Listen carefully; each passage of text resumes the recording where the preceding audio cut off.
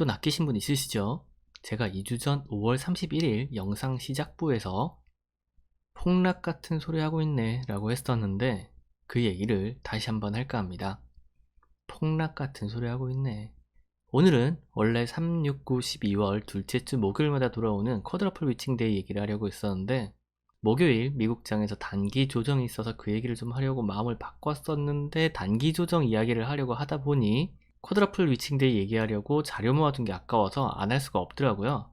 그래서 원래 하려고 했던 것보다 간단하게 왜 쿼드러플 위칭데이에는 변동성이 심한가를 알아보고 그 다음에 어떤 상황이 오면 우리 시장에 폭락장이 올 수 있는지를 알아보도록 합시다.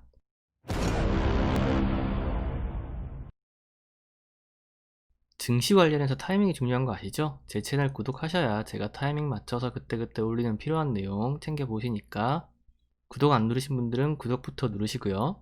자, 쿼드러플 위칭데이에는 지수 선물, 지수 옵션, 개별 주식 선물, 개별 주식 옵션 이 네 가지가 동시에 만기가 되는 날입니다.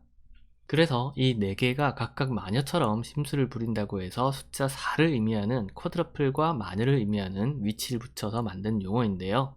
모두 아시다시피 지수 선물, 지수 옵션, 개별 주식 선물, 개별 주식 옵션은 모두 파생 상품이고요. 이 파생 상품의 만기일이 다가오면 횡사가 되지 않을 경우 자본이 소거가 되니까 그러니까 사라진다는 말입니다. 존버가 불가능하다는 말이죠. 주식시장과 연결된 파생상품 거래에서 이익을 실현하기 위해 각 주체별 포지션에 따라 주식 현물을 팔거나 사서 이익을 극대화하려 하거나 파생상품을 팔거나 사서 이익을 극대화하려고 하기 때문에 주가가 이상 폭등하거나 폭락할 가능성이 커지고 특히 만기일 당일 거래 종료 시점이 가까워지면 그 변동성이 극대화됩니다.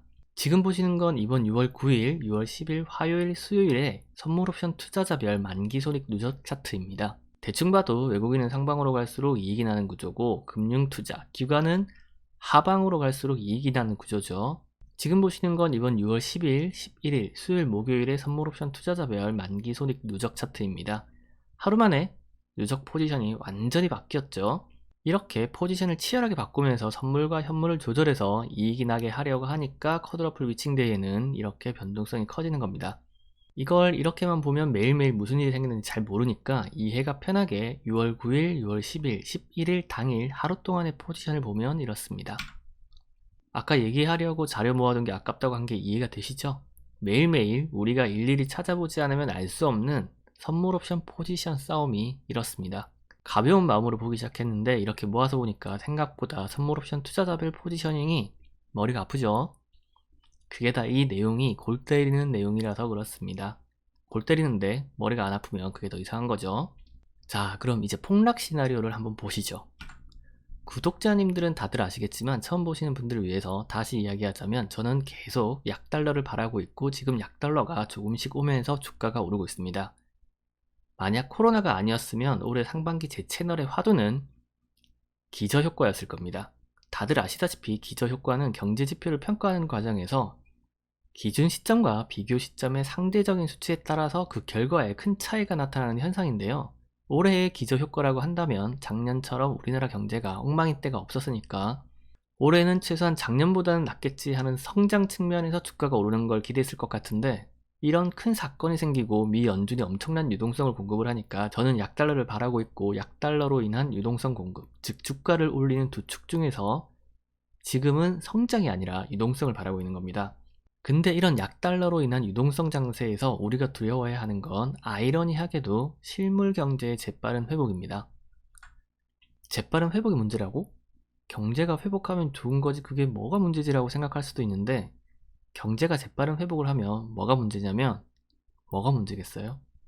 뭐가 문제일까요? 연준의 테이퍼링이 제일 문제죠. 지금 연준이 금리를 올리거나 양적 완화를 축소하거나 해서 시장에 공급되는 유동성을 줄이면 상상에 맡기겠습니다. 그리고 그런 사태는 우리만 무서운 게 아니라 미국도 무서워합니다.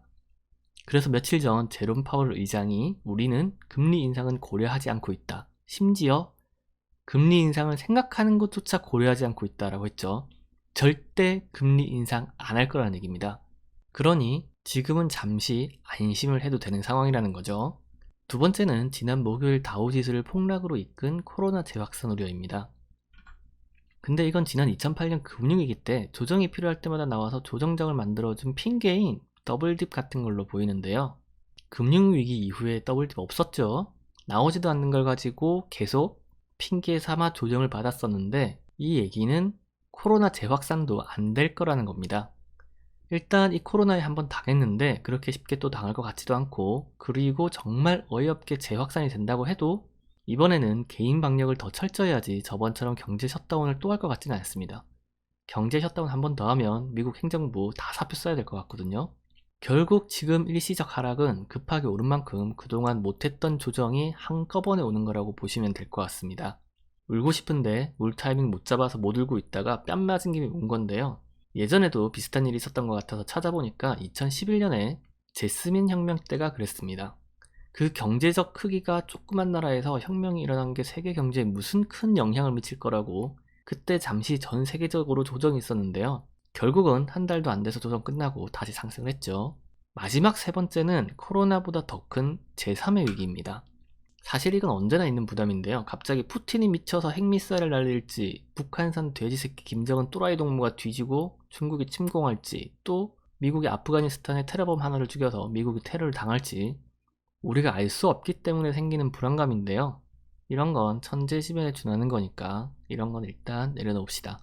자, 지금까지 우리가 걱정해야 하는 폭락 시나리오에 대해 알아봤는데요. 마지막으로 환율이 내려가면 외인이 돌아온다는 신문기사가 있는데 그건 잘못된 해석이고요. 이게 환율이 내려가니까 외인이 돌아오는 게 아니고 외인이 돈이 넘쳐서 우리나라에 투자를 하려고 원화를 사니까 환율이 내려가는 겁니다.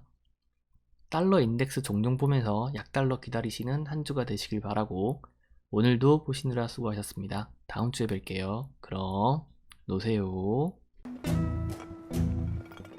와, 뭐 갈 때 가더라도 내 정도는 괜찮잖아. 응?